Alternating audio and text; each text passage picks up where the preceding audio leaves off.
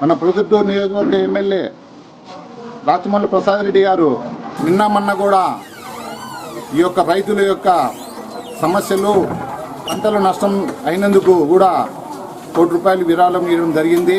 కూడా ఈ యొక్క మైనార్టీ సంబంధంగా ముస్లిం సంబంధం కూడా ఈ కరోనా టైంలో ₹1,20,00,000 అమౌంట్ను కూడా అన్ని వస్తువులకు సంబంధించిన ఇవ్వడం కూడా జరిగింది. ఈ యొక్క క్రిస్మస్ పండుగ సందర్భంగా క్రైస్తవులకు కూడా ఆ వస్తువులు మినిమము ₹700 విలువ చేసే వస్తువులు ఆయన ఈరోజు ప్రతి ఒక్కరికి కూడా క్రిస్మస్ కానుక కూడా ఇస్తున్నాడు.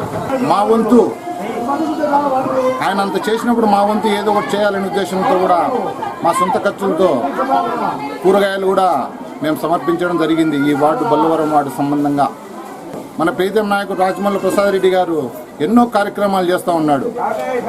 ప్రతి ఒక్కరికి కూడా మళ్ళీ నెక్స్ట్ వచ్చే సంక్రాంతికి కానీ ఇలాంటి ఉగాది పండుగ రోజు కానీ కూడా హిందువులకు కూడా తన వంతు సాయం చేయాలని కూడా నిర్ణయించుకున్నాడు.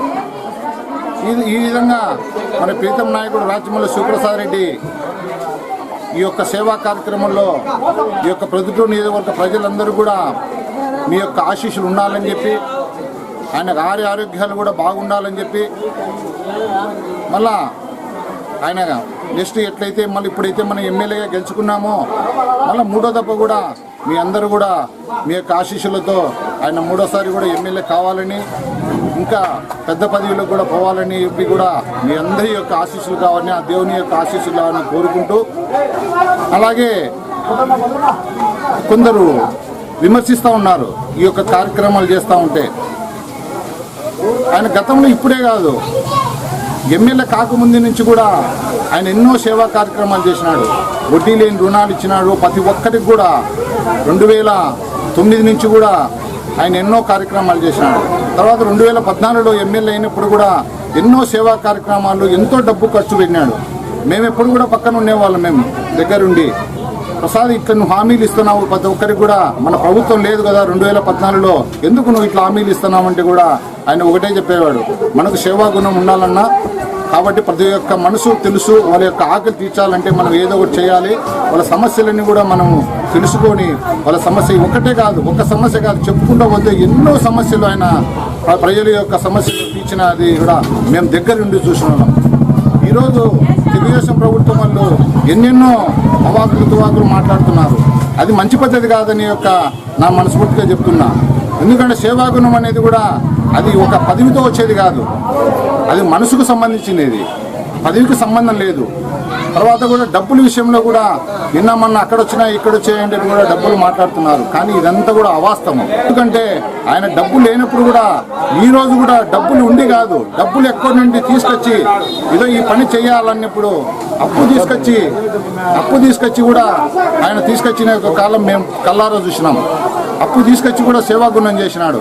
ఆ గుండె ధైర్యము ఆ మనసు అనేది ఉండాలా. ఎన్ని కూడా వీళ్ళు మాట్లాడమని కూడా ఇది మంచి పద్ధతి కాదు. మీకు ఏదన్నా సేవాగుణం ఉంటే ప్రజలు చేయాలా పేదవారికి ఏదైనా చేయాలని ఏదైనా మీకు ఆలోచన ఉంటే మీరు చెయ్యండి. అంతేగాని అనవసరమైన మాటలు ఒక సేవ చేసే వాళ్ళను కూడా ఈ విధంగా మీరు మాట్లాడడం కూడా మంచిది కాదు. రాజకీయంగా మనం ఎన్నో మాట్లాడవచ్చు, కానీ ఒక పేదవారికి సేవాగుణంతో మనం ఏదన్నా మంచి పని చేసేటప్పుడు ఈ విధంగా మాట్లాడడం కూడా మంచిది కాదని చెప్పేసి కూడా తెలుగుదేశం వాళ్ళకు కూడా నేను చెప్తున్నాను. అంతేగాని మీరు మాట్లాడినంత మాత్రాన పబ్లిసిటీ అనుకోవడం చాలా తప్పు. ఎందుకంటే మీ యొక్క విలువను పోగొట్టుకునేట్టే ఈ ప్రజలందరూ కూడా గమనిస్తూ ఉన్నారు. ఎవరు సేవ చేశారు ఎవరు సేవ చేయలేదని కూడా గమనిస్తూ ఉన్నారు.